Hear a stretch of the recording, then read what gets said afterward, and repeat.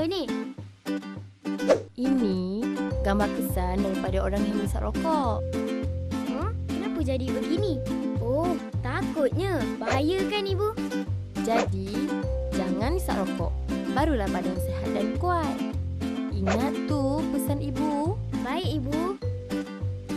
Baik, tidur awal. Esok nak ke sekolah.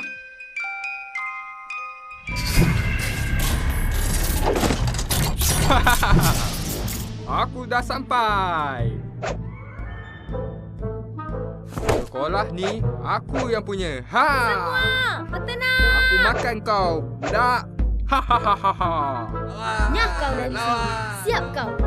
Ya. Oh, kau ingat kau hebat. Ambil ni, bola api. Ambil kau sebiji. Ya. Aduh, sakit kepala.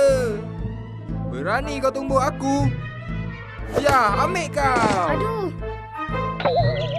Banyaknya bintang.